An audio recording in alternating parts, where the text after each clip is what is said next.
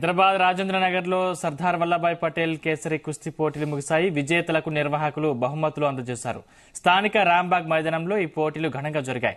ఇందులో తెలంగాణలోని అన్ని జిల్లాల నుంచి సుమారు 250 మంది పెహల్వాన్లు పాల్గొన్నారు. గత 4 రోజులుగా ఈ పోటీలను నిర్వహించారు. 5వ సర్దార్ వల్లభాయ్ పటేల్ కేసరి 2024 రాష్ట్ర స్థాయి కుస్తీ ఛాంపియన్షిప్ ను పెహల్వాన్ ప్రకాష్ సింగ్ గెలుచుకున్నారు. ఈ సందర్భంగా విజేతకు గోల్డ్ మెడల్, ట్రాక్ సూట్ బహుకరించారు. మహిళా కుస్తీ విభాగంలో ఎం శ్రావణి టైటిల్ గెలుచుకుంది. బాల్కేసరిగా దినేష్ సింగ్ నిలిచారు. అదేవిధంగా 17 కేటగిరీల్లో 49 మంది విజేతలకు బహుమతులు అందజేశారు.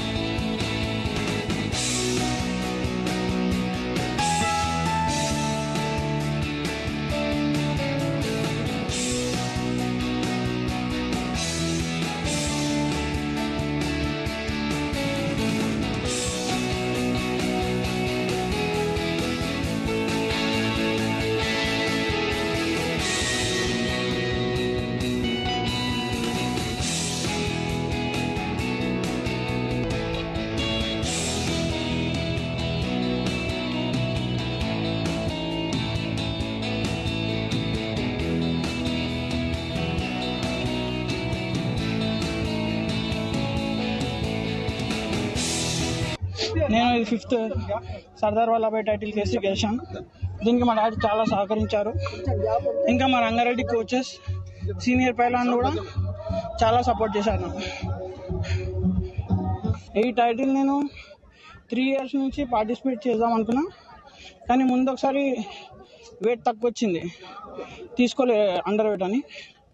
తర్వాత ఎబోవ్ వెయిట్ వచ్చింది, మళ్ళీ వెయిట్ ఎక్కువ ఉందని తీసుకోలే. ఈసారి నా వెయిట్లో ఎక్కువ ఉండే కాబట్టి పార్టిసిపేట్ చేసి గెలిచిన. 5th సర్దార్ వల్లభాయ్ పటేల్ కేసరిలో చాలా మంది పిల్లలు అండర్ 15, అండర్ 20 మళ్ళీ సీనియర్ పిల్లలకి ఇట్లా టైటిల్ తీసుకోవడం జరిగింది. మన తెలంగాణలో రెజ్లింగ్ అనేది చాలా డెవలప్ అవుతుంది. అమ్మాయిలకి ఇట్లా పార్టిసిపేషన్ చేస్తారు. పిల్లలు 15, అండర్ 23, అండర్ 20 కుస్తీలు అన్నీ ఆగిపోయినందుకు సీనియర్ నేషనల్ కుస్తీలు ఇప్పుడు మహారాష్ట్రలో ఉన్నాయి. అది జరగాలని చాలా మంది పిల్లలది కుస్తీలు ఆగిపోయినాయని మన పిల్లలు అందరు రెస్లింగ్ ఆగిపోయింది. ఇంకోటి ఏంటంటే కోచ్లది చేపించి గిట్లా అది వేస్ట్ అయిపోతుంది. ఎంత తొందరగా అయితే స్పోర్ట్స్ మినిస్టర్ అయినా మన తెలంగాణలో ఎవరైనా కానీ అందరూ సెంట్రల్ గవర్నమెంట్ నుంచి మనకు కుస్తీల గురించి పిల్లలకు జల్దీ ఎంత తొందరగా అయితే పిల్లల అండర్ 15, అండర్ 20 కుస్తీలు ఆగిపోయినాయి అవి గిట్లా కావాలి. ఇంకోటి సీనియర్ గిట్లా ఏదైతే ఆగిపోయినో అన్ని కుస్తీలు అయితే పిల్లలు దినం అప్డేట్ అవుతారు. ఇంటర్నేషనల్ లెవెల్లో, నేషనల్ లెవెల్లో పిల్లలు మన తెలంగాణ నుంచి చాలా మంది పిల్లలు పార్టిసిపేషన్ చేస్తారు, మెడల్ గిట్లా తెస్తారు.